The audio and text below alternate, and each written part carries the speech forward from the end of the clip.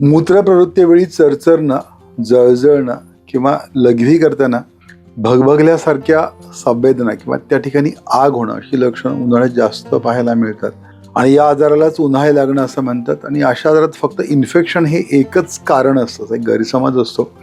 खरं त्यासोबत अतिव्यायाम करण्याची सवय, अतिव्यायाम केल्यामुळे घडतं काय तर शरीरातील जलीय अंश कमी होतो आणि मग त्याचा परिणाम मूत्राच्या क्वालिटीवर होतो आणि मग चरचरायला लागतं, मूत्रप्रवृत्ती वेळेला जळजळायला लागतं.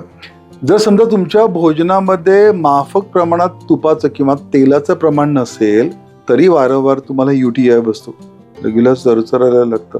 जर तुम्ही मद्यपी असाल, नित्य नियमाने ठराविक मात्रेमध्ये मद्यपान करत असाल तरी अशा लोकांना युजली मूत्रवा श्वासोच्छवासाचे विकार होत असतात.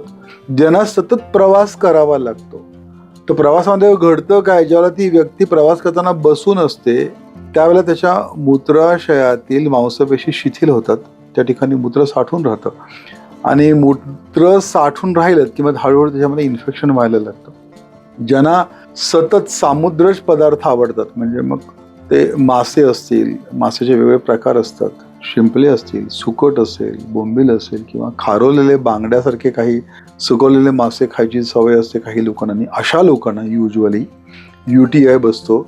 तर ज्यांना जुनाट पचनाचे विकार असतील अशा लोकांना सुद्धा वारंवार मूत्रप्रवृत्ती जळजळत असतं. ज्यांना मूतखड्याचा त्रास असतो किंवा याच्या अगोदर मूतखडा होऊन गेलेला असतो अशा लोकांना युजली लघवी करताना जळजळतं. अनहायजेनिक कंडिशन्स म्हणजे जननेंद्रियांच्या ठिकाणी जर व्यवस्थित स्वच्छता पाळली गेली नाही तरी त्या ठिकाणी इन्फेक्शन्स वाढायला, पोषक वातावरण निर्मिती होत असते. शिवाय ज्या व्यक्तींना वारंवार लघवीला जावं लागतंय असे व्यक्ती युजली तो लघवीचा वेग, तो मूत्रप्रवृत्तीचा जो नैसर्गिक वेग असतो तो दाबून ठेवण्याचा प्रयत्न करतात. आणि ज्यांना अशी सवय असते वारंवार मूत्रप्रवृत्तीचा वेग जे दाबण्याचा प्रयत्न करतात अशा लोकांना एक मूत्रसंस्थेचे वेगवेगळे विकार होत असतात. एक्सेसिव्ह यूज ऑफ कॅथॅटर्स म्हणजे जर युरिनरी स्ट्रिक्चर असेल, मूत्रमार्गामध्ये जर अरुंदता असेल तर तो मार्ग मोठा करण्यासाठी वारंवार कॅथॅटर घालावं लागतं आणि वारंवार जर कॅथॅटरचा उपयोग केला, इन्स्ट्रुमेंटेशन म्हणतात त्याला, त्याच्यामुळे सुद्धा बऱ्याच जणांना वारंवार लघवीला चरचरतं, जळजळत असतं. ज्यांना मुळव्याधीचा त्रास असतो त्यांना एक युजली ब्लॅडर कॉम्प्लेंट्स आपण प्रॅक्टिसमध्ये बघत असतो. शिवाय मेनोपॉज किंवा प्रेग्नन्सीमध्ये हार्मोनल चेंजेस होत असतात आणि या हार्मोन्सचा परिणाम खरं तर डायरेक्ट युरिनरी सिस्टीमच्या मस्क्युलर ट्रॅकवर बसतो, मांसपेशींवर घडतो आणि त्याचा परिणाम स्वरूप तिथल्या मांसपेशी शिथिल होतात आणि त्याच्यामुळे युरिनरी फ्लो जो असतो तो स्लो असतो आणि त्याच्यामुळे वारंवार लघवीला चरचरणं, जळजळणं किंवा वारंवार लघवीला जावं लागणं अशी लक्षणं युजली मेनोपॉजमध्ये किंवा प्रेग्नन्सीमध्ये पाहायला मिळतात. काही व्यक्तींमध्ये वारंवार अँटीबायोटिकचा वापर केला जातो आणि त्याचा परिणाम सुद्धा मूत्रसंस्थानावर होतो.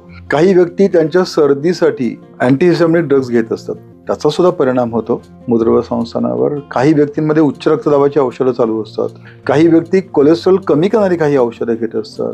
NSAIDs वेदनाशामक असा एक वेगळा ग्रुप आहे प्रचलित शास्त्रामध्ये आणि त्याचा डायरेक्ट परिणाम हा मूत्रसंस्थानावर होतो. त्याच्यामुळे तुम्हाला जर वारंवार लघवीला चरचरत असेल, जळजळत असेल, पुन्हा UTI बसत असेल तर कारणांचा विचार करावा लागतो मित्रांनो. आणि कारणांचा विचार करण्यासाठी तज्ज्ञांना भेटात आणि मग त्याच्यानुसार जर तुम्ही व्यवस्थित औषधं घेतलीत, पंचकर्म पाळलीत, पथ्य पाळलं, लाईफस्टाईल अपडेट केलीत ना, मग नक्कीच हा आजार तुमचा कायमचा जाऊ शकतो.